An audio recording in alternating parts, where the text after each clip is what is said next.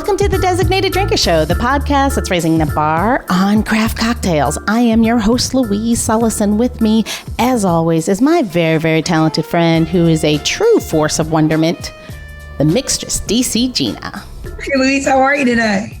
I'm good. How are you doing, love? I mean, it's my fair shake of a day. I'm into it.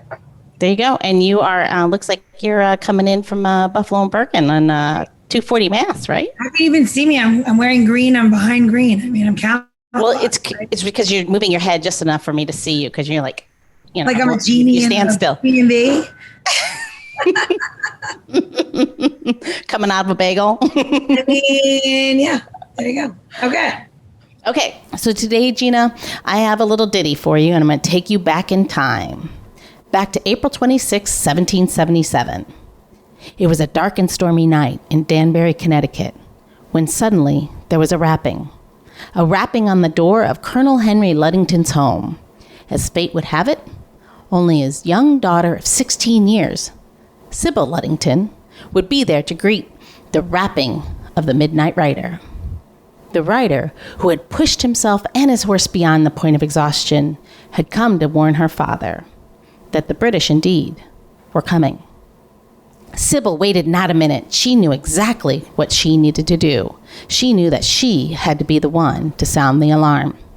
Armed with nothing more than a big stick, she leapt into action and rode more than 40 miles as fast as her father's trusted steed would carry her. And by daybreak, she had successfully gathered the regiment of more than 400 men. Her quick thinking and act of bravery eventually led to the regiment joining other American forces at the Battle of Ridgefield, where they successfully drove the British troops back to Long Island Sound. Basically, they got the hell out of Dodge, or at least boarded ships and headed back to New York. It sounds much like the story of Paul Revere, I know, the one we learned in elementary school. And it is basically the same, except she rode twice as far, was half his age, and is seldom given credit for her heroic act.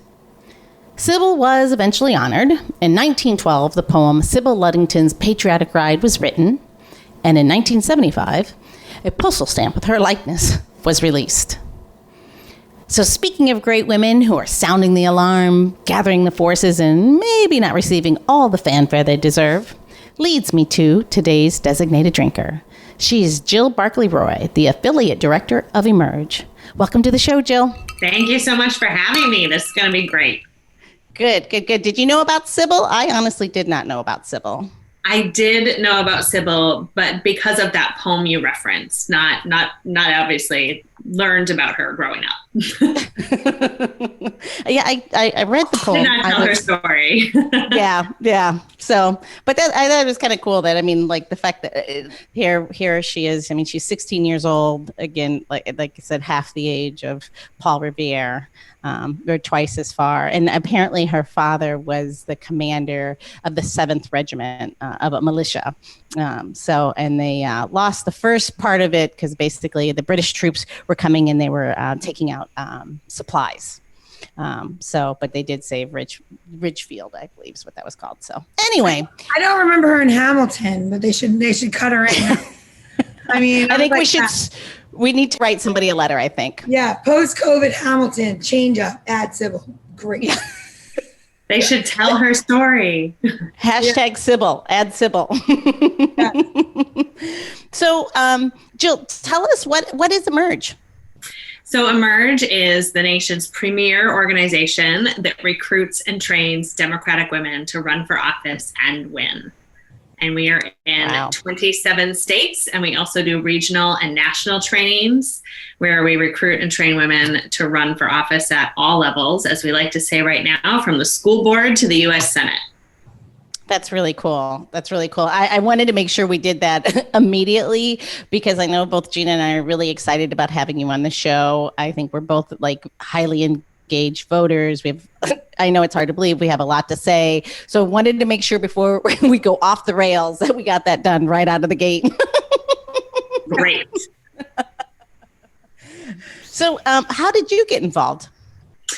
Well, I got involved in Emerge over a decade ago. A very persistent woman named Helen gave me a phone call, and I pulled my car over. I was on my way to work, and Helen told me that I needed to run for office here in Maine, where I live. She said I needed to run for the Maine House of Representatives.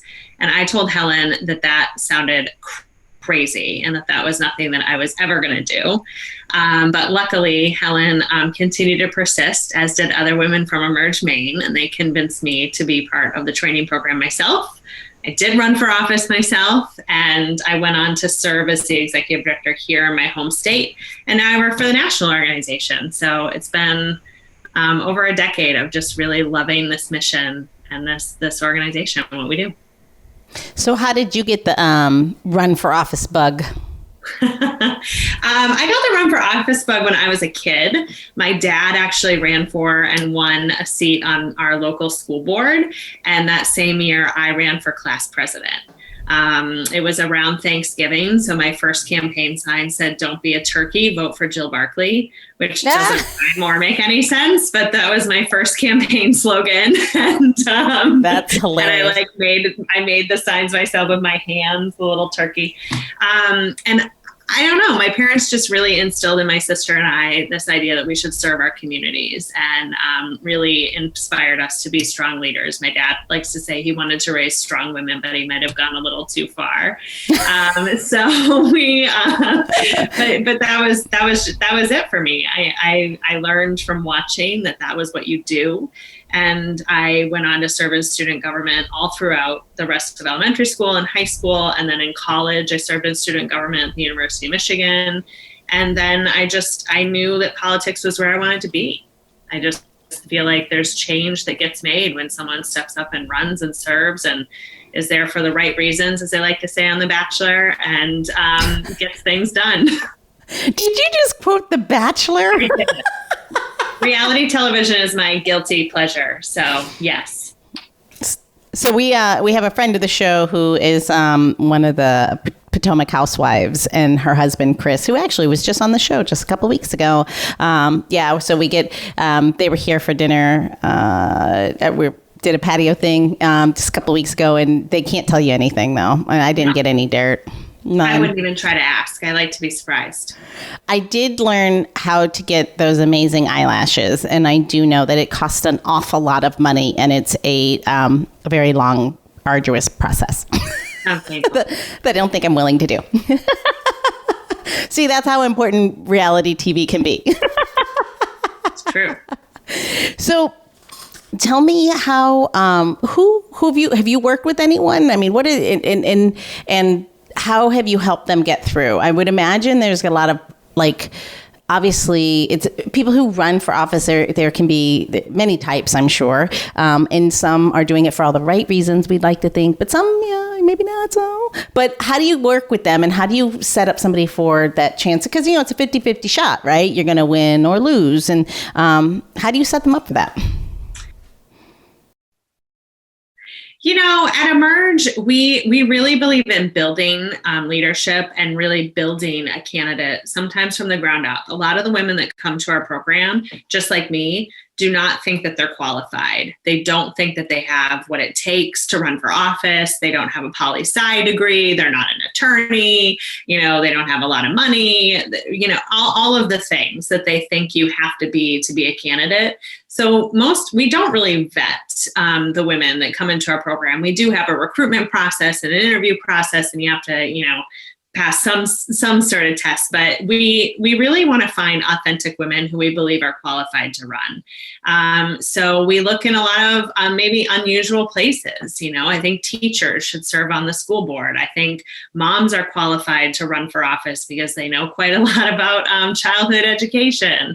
We find women anywhere, and we usually have to ask them more than once to consider running. And then we get them interested in our training program.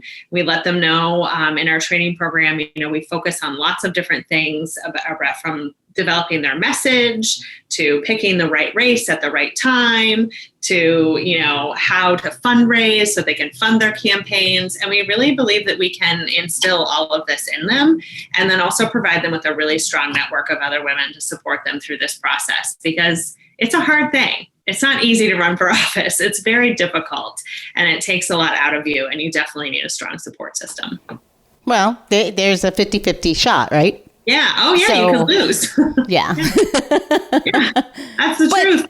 But to you were telling me when we were speaking earlier, though, that's part of the process, right? Like, just because you don't win the first time doesn't mean you should give up. There's a lot to be learned along the way, and you take those learnings along with you, right? Yeah. A lot of women in our network actually run 2 or 3 times before they win their seat. A lot of times a woman will run in a district that has historically always been a Republican district.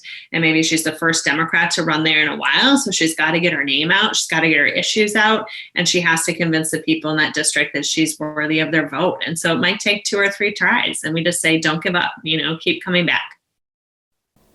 That's good life advice, actually, I think, huh? Especially right now. So how do you see we're shaping up as a nation now with women in running for office? How do you see it? How are we faring? We're still pretty low, right? I mean, I think that most of our state legislatures are not representative. One state has a female majority legislature, and that's Nevada. And that's the result of a lot of Emerge women who actually ran for office in Nevada. But we're not doing so well. But I think that we are on an upward trajectory. I have to believe that. And it's not just because it's job security. I think that more and more we're seeing that women are throwing away this notion that they're not qualified, because I think that we could easily point to some men who might be holding office in this country that might not seem entirely qualified from the top on down. So women are throwing away that notion. I think they're starting to realize that if you care about your community and you're willing to step up and serve and educate yourself on issues, you're totally qualified. I also think that we're seeing more and more this idea that representation truly matters. We want to be able to see people that look like us in office. That inspires us to vote. That inspires us to get involved ourselves. And so we're seeing a lot of women looking to other women who are currently elected and feeling inspired. She can run for office, and she's a mom. She's a woman of color. She's an immigrant. She has an accent. I can too. And that's what we're all about at Emerge, is we just really believe representation matters. And we're really trying to inspire the new American majority to step up and run for office. So it is women of color. It is immigrant women. It is LGBTQ plus women like me. We just really want to see more women like us in office. That's actually an initiative that we just launched, as Women Like Me. That's awesome. So I think it's inspiring. And I think more women are going to step up. I think it's also what we were talking about before was what's happening here in Virginia, of all places. That's really exciting. Very, very. When you talk about women like me, or people like me. Yeah, we have tons. One of the women who was just featured in our video, her name is Alexis Rogers. She's a community organizer and activist who's running for the mayor of Richmond right now. She's one of our alums. We have Delegate Danica Rome in the House of Delegates. Jennifer Carroll Foy, who's running for governor in Virginia, is one of our alums. Hala Ayala is running for lieutenant governor. She's one of our alums. We have tons of Emerge women in Virginia that we're very proud of, that are very representative of their communities. The interesting thing is, because I'm not from here, but I live, obviously in the DC area now. I never thought of Virginia as being like the most progressive spot. Like to hear those things happening here in our area, in our local area. It's really inspiring to think that your reach isn't just in the more progressive, more what we might think is more liberal cities. So no, Emerge intentionally after 2016. We had a moment where lots of people were interested in the work that we did, and we did do a lot of expansion into new states, and we intentionally chose to expand into the South. Our political director at the time, who's now our president, Ashanti Golar, came to us from the Democratic National Committee, and she said that we had to invest in the South. We had to go to these southern states and build infrastructure and inspire women to run for office and win. And we knew at times it would be an uphill battle. We could have very easily gone to a liberal blue state and started an Emerge and gotten a ton of women elected, but we wanted to make long-term real change. And that's why we chose to invest in the South. And Virginia is technically the South as well. So, so sometimes, women do, as we said before, have to run more than once in those areas, but it's totally worth it. So if you knew somebody who's kicking around the idea, looking at Gina, about how she might be able to make an impact and even starting to toy with the idea of running for office, is there any advice you have for that? Yeah, well, it depends. So Gina, if you were thinking of running for office, what level of office do you think you'd want to run for? Would you want to stay local? Would you want to run for the legislature? Okay, I'm just going to say she wants to be the damn president, and I'd vote for her, damn it. Well, clearly we've seen that anyone can do that, so that's great. Get yourself a reality television show.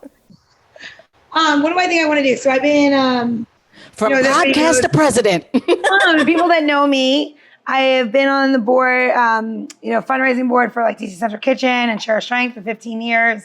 And I think that we are lacking on our, in the state, I live in the state of Maryland, on more of a local county level. And I think that education, unfortunately, only in a couple of counties is really good. And then everywhere else, it's kind of like lacking. And also that comes with the poverty, that you can have extreme poverty in a very wealthy district or county. So I think I want to start somewhere there, because I think I have a lot to say about it. And I think that there's a lot to give. And I think that people don't realize that a little bit goes a very long way. And for me, that's where I think I would start. One day, would I love to be have a bigger voice? Sure. Do I think that the AOC is amazing? I love her. But and I'm from New York originally, and I've lived in DC and Maryland longer than I lived in New York. I came here when I was 18 and went to University of Maryland. So I kind of devoted myself to the state. I don't know. It's crazy. I opened businesses here and all of that. So, well, it sounds like you already have the making of your stump speech, right? The fact that you've come to Maryland, you've been invested here, you've had businesses here, you serve on a couple of different boards. That is all great. Sounds like you're really qualified to run for office, Gina, and you should do it. So Gina, what I'm going to tell you to do is go visit my friends at Emerge Maryland. Sign up for their email list. They do an awesome program called Taste of Emerge when they're recruiting women to join one of our training programs there. We call them Step Forwards in some other places. And what that is it's a workshop to start to think about dipping your toe in the office and consider running for office. So they're going to ask you a lot of questions, give you a lot of things to think about, so you can start to put together a plan for when you're going to run for office. And then you can sign up and apply to be part of our larger training program. And in that program, we're going to help you find your message, which I said you've already got makings of your stump speech already. We're going to help you figure out how to fundraise to get other people excited about your candidacy and give you money, so you can do things like send mail pieces to people, maybe do some Facebook ads, some podcast ads, some radio ads. And we're going to help you put together a campaign plan so you know how to get your message out there, talk to voters. And we're going to provide you with a huge network of support for the days where it feels really tough. You can totally do it. I think, there's a lot of people. I think there's a lot of women out there that want to do more. And I think that is an incredible amount of information that you just gave me. And I think if anyone's listening should definitely do it. And I probably am going to follow up with you after. You should. I'm going to follow up with you after, because we're very persistent at Emerge. There's so much more to give. I'm busy. I have 2 kids. I have, 4 businesses. I am not just hanging out, doing nothing. But I feel like when you have something to say, when you have a good message, and when you're a positive person and you want to make a better impact on the world you leave, I don't know. That's where I'm at. Well, my colleague and one of my best friends, Lila, always says that if you want something done right, you need to give it to a busy woman. So we believe in busy women at Emerge. A lot of the women who work here are moms. They're homeschooling their kids right now, right? Because COVID, they're juggling all the things, and they just find more time to give back. And I think that's really inspiring. I love that. I love what you do. Let's have a drink, please. Okay, yeah. Why don't we get a drink going? And I was just going to say, I love the fact that we're juggling all things. All the things. All the things. I'm just a dog mom for now, but he's a lot. So I'm... What kind of dog do you have? I have a golden retriever named Winston. That is a very, like Churchill? Like Churchill. He's very regal. I love that. Does he walk around with a cigar in his face, though? No, a tennis ball. I do love that. All right. What you got, Gina? So you're from Maine, and I love everything about Maine. I think it's absolutely stunning and beautiful. And for me, owning a restaurant that serves breakfast, we are obsessed with the maple syrup and blueberries and those things from Maine. So today I chose to highlight doing something with maple syrup. And I feel like a lot of people feel that maple syrup might only come from New Hampshire or Canada, but some of my favorite maple syrup is from the great state of Maine. So I want to start by making an old fashioned, because what is better than lobster, with a little bit of lobster, than an old fashioned, especially if you've drawn butter and it's winter and you do all the things, right? So we do. I eat lobster year round. Right. So like, have you ever had lobster with old fashioned and a little bit sweetened? I haven't. Okay, so you take your butter. You will now. So instead of doing your regular butter, and everyone always assumes garlic and parsley and all of those things, you take like a tablespoon of very dark amber maple syrup and you put it into your butter and you draw it and you warm it up all together, and then maybe add like a little bit of like nutmeg, and if you're not a nutmeg person, then maybe like a little bit of star anise, and you draw it and you make it warm, and it's more of a wintry lobster, and it gives you more of like, you know, a fall or warm weather kind of food than having summer lobster, you know, a little bit colder on the patio, right? Wow. So with that, we are going to make a rum old fashioned. So like, if you have all those things going on, a rum old fashioned is delicious. And instead of using simple syrup, we are going to use maple syrup. And I'm going to show you how to do it, because it's a little bit different when you're using a syrup in there instead of a simple syrup, right? So you're going to use maple syrup. So you're going to use 2 bar spoons, or about a half an ounce of maple syrup. And then you're going to use 2 ounces of your rum. Now I'm using Smith & Cross rum. This is a traditional Jamaican rum. It's very, very dry. And you want to use a dry rum in this because you want the flavors, the sweetness to come out of the maple syrup and not be like overly sweet, because nothing's worse than doing an old fashioned and it's like crazy, crazy sweet. You want to do something that when it melts, it gets a little bit sweeter and it gets a little bit more floral. So but Jill, you're changing it up a little bit, right? Yeah. She's going to use rye. I'm going to use rye. I'm not much of a rum fan. So I'm using some rye. But that's okay. It's called Rodham Rye, named after Hillary Clinton, who we love. So that is made, just so you know, Rodham Rye is bottled down the street from us here in Washington, D.C. If you're in the Washington, D.C. area, it's right on New York Avenue. On your way out of the district, and you can go over to Republic Restoratives and visit the wonderful ladies over there and get Rodham Rye. Yes, and she also does a wonderful apple brandy, which is one of my absolute favorites. Ooh, okay. I need some of that. So inside there, travel again. Yeah. So you're doing the rye, and then we're doing the rum. So in here I have, again, 2 bar spoons of maple syrup, or about a quarter of an ounce. And then since you're doing rye, you want to use a half an ounce of maple syrup. And then I'm going to use a mixture of Angostura and orange bitters together. And I'm only going to use 3 dashes total. So kind of, you want to just do a little bit in there. And then, because I'm using rum, if you're using rye, I would probably use 3 dashes of the Angostura, full dashes. And if you have any orange bitters, use a little bit of a citrus bitter. And if not, you do not need to. Jill, what kind of bitters do you have on hand? I actually have some locally made bitters here from Maine Distillery. They're called Sea Smoke bitters, but it does say that they have orange peel in them. That sounds awesome. I think they're good. I love that. I like the little whale on it. It's amazing. All right. Yes. So now at this point, when you have everything in there, you put the bitters in, you're going to add a little bit of salt. Now I would probably use just a pinch, right? If you're using a bigger salt like Maldon salt or a French salt or a fleur de sel, you want to maybe use like 2 or 3 flakes because that is a pyramid salt and the salinity is much higher. So do not use a pinch of a flake salt in there, just a few of the pyramid crystals. All right, so now all that's in there, and this is one thing that we haven't done before is using salt with liquor. You want to just stir the salt in and watch it dissolve a little bit on the bottom before you add your ice. Because if you do it after, then it doesn't do the exact same thing in the drink. Well, that makes sense. Yeah. Because you're looking for the heat of the alcohol to melt the salt. Does that make sense?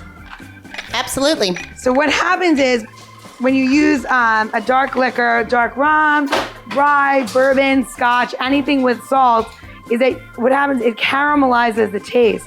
And the salt brings out the oak and the vanilla in the barrel of whatever liquor you're using. All right, interesting. So we are going to now stir our cocktail, right? So as usual, and if anyone ever listens to the show and says stir cocktail with us, if your room temperature is a crazy 80 degrees, you need to stir this until infinity. And if your room temperature is a comfortable 67, then 30 to 45 rotations is your number. So we're gonna stir it. And you have to, and practice on this makes perfect, right? So the more you stir in your lifetime, the quieter your stir gets. And when you get really good, you lose the clang. Mine's very loud. Mine too. And that's okay. So you're gonna keep stirring. So I'm at 20. And then you think of other things clever to say while you're stirring so people don't get really bored. And then you try to do like magic tricks because it's going into the holiday season. You're like, there's a witch stirring it, and she isn't. Anyway, so I am almost there. I am at 40. 1, 2, 3, 4, and 5.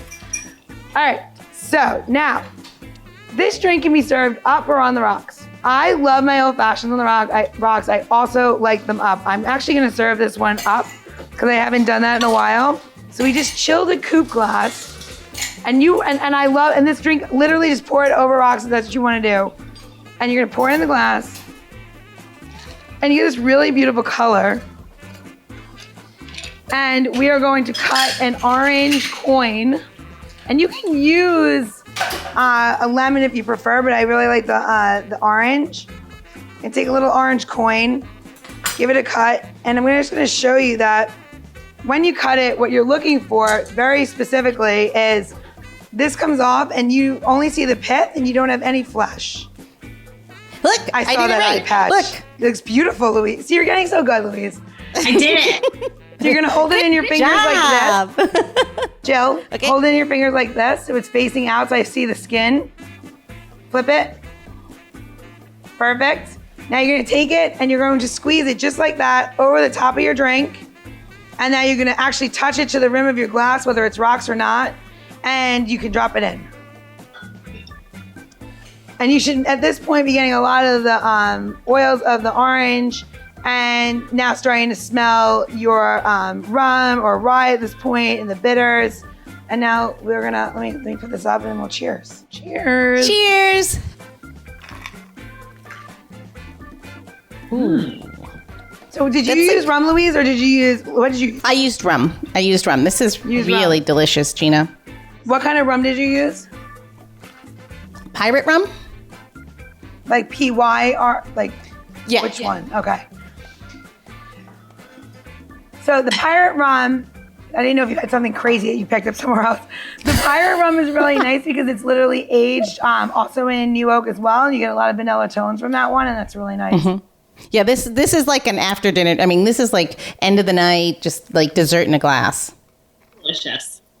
The Rodham Rye is one of my, I really do love that rye. It has, in the beginning when you first drink it, has a lot of like acetone tones in the beginning. And when you put bitters with that, and especially with the salt, it must have taken it down to become a little bit more caramelly, because I know for sure that she ages in New Oak, but like it's amazing. So I'm so happy that you have a product that I know what it is and who it is made by, which makes it even more better, right? More better, not more better. Anyway. I'm all about supporting women businesses and women organizations. So put my money where my mouth is. I mean, Jill, I love Absolutely. that. And I guess that's all I got. We're going to do a little housekeeping, or what are we going to call it now, Gina? I think barkeeping. We're going to do a little barkeeping. Where's everyone going to go to get this recipe? They are going to go to designateddrinker.show. Wait, where? They're going to go to designateddrinker.show for tips, tricks, how-tos, and Louise's personal home phone number, which is bizarre. What will actually be there, it's not my personal phone number, but Gina's new house address. We are definitely going to have all the information about Emerge, the links to get to your website, especially if people are interested, women are interested in running, because we 100% support that. And the other place you're going to find that is in our episode notes. So if you didn't catch that, don't worry, just swipe down to the episode notes. It'll all be there for you. So, obviously I know the answer to this, but I'm going to tee it up. Where do you think the most need is, and is there still room for more women? It's an easy one, I know. It's everywhere. So, the very recently late Ruth Bader Ginsburg said that women belong in all places where decisions are being made. That's great. So I live by that quote. I think that women belong in places where all decisions are being made. And so you should look around you. You should look at your city council. You should look at your school board. You should look at your legislature. You should see if there's ever been a woman governor in your state. Maybe you've never sent a woman to Congress, like in Vermont. They've never sent a woman to Congress. So, you need to look around you and identify the need and step up to run and claim your spot at the table. And once you're there, make room for more of your sisters to come along with you. So I think the need is everywhere. I think that we can find it. I do think that with what's happening in our country right now, what's recently happened with the Supreme Court, I think state legislatures are going to be important now more than ever. And at Emerge, we have a really big focus on state legislative seats.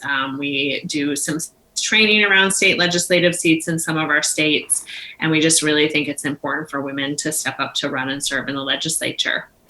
Yeah, if anyone doubts that, we should start looking at what's happening to our judicial system and where judges are and how that's going to affect us. And to your point, Ruth, well, obviously, I think many of us were burning candles and sage and anything else that we could do to wish her well. And unfortunately, we lost her too soon. But yes, we keep your eye on all of those things as well. And you're right. Starting at your school board, I never even thought of that. I don't have kids, but I was asked to join a civic council, and I had been kicking it around and just haven't made it happen. But to your point, starting anywhere is better than doing nothing at all. You have to do that. We had these memes. What's that say, Gina? Can't what's spell that? Truth without Ruth. That's awesome. Yeah. So those are. Yeah. For our listeners, Gina's holding up some really cool face masks. Are those for your employees? Yeah, well, actually, we are located, I'm at the Capitol Hill location, and we are 2 blocks from the Capitol. And I wanted to say something, and this is a woman, Lid Flutterer. She's a woman artist here in DC, and she did all this beautiful RBG, different prints and stuff. So we had it printed on the face mask, and we give them out to other women or men that support, women's rights and believe in them, because it's crazy to think that it's possible that somebody can change that. So, I have 2 little girls. I don't ever want to see that happen. So I'm sorry. And yes, you should run for everything, please. So I go on. I didn't mean to interrupt.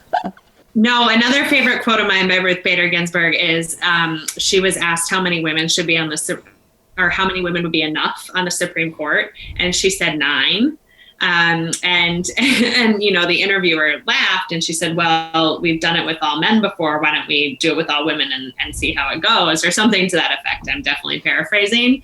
And I think that that's interesting, is that we're not looking necessarily for parity. We want qualified women to step up and run. So, a female majority legislature in Nevada is amazing, and we can keep going. I think it's crazy to think that is like a joke, an all woman like court, like the fact that all justices could be women. But to your point, they were all men for all, and it's not a radical thought that it would be an all men or all male space. But if you say, oh, it should be an all woman space, then you're radical, and it's just crazy how that's not equal.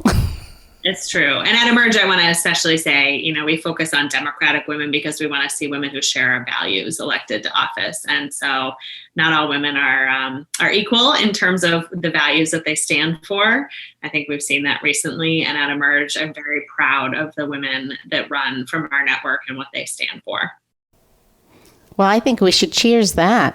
Cheers. Go ladies. Cheers. Matt took my drink, so I'll do this one. Hold on. Cheers. I got it. Cheers. All right, Gina. Oh, it's my question. So this is how we know if you've listened to the show or not. So in this day and age, everyone identifies themselves with some sort of spirit animal. And, you might be like, I really identify with, the snow leopard because, it's quite beautiful and striking, a little endangered, but lethal if it gets near you, right? If you can identify yourself with one ingredient, what would it be and why? And it doesn't necessarily have to be cocktail, just any ingredient used in food or beverage. Oh, that is a good question. Honestly, I think it would be cheese. Which is really showing my Midwestern roots for sure. But I just feel like cheese, it's so comforting, and it pulls everything together. And that's how I see myself in the world, is I really like to bring people together, help hold them together when they feel like they're falling apart. It's something I definitely do for a lot of our candidates. And so I would be cheese in food. And then in drinks, gosh, it'd be so hard. I think vodka, because I can get along with anyone. Vodka is the two-hitter on that one. I love it. I got 2 for 1. I like the idea of making, now we have to make I like to cover all my bases. Yeah, basically we have to make you a cheese martini with vodka. We got it. Perfect. We'll put it all together. Good. You could do the cheese stuffed olives, right? Yeah, of course. There you go. Or Pecorino and red wine, New York sours, whatever. We got Great. You. Okay, you teach me how to make those drinks. I'll teach you how to run for office. Deal. That sounds like the best deal ever. One day I'll have an office in the Capitol, and I'll have a bar in there, and we'll talk about prohibition for the rest of my term in office to everybody that will be willing to listen. I'm like, did you know that there used to be a bar in here until they passed prohibition? Anyway. Thank you for all your work that you do, Jill. You are very inspiring, and thank you for keeping all those women who are working so hard for the rest of us and giving them the chops that they need and giving them the support and everything else it takes to run, because I'm sure it's a lot of work, but I'm sure it's very rewarding. So thank you very much. The rest of us benefit from your work.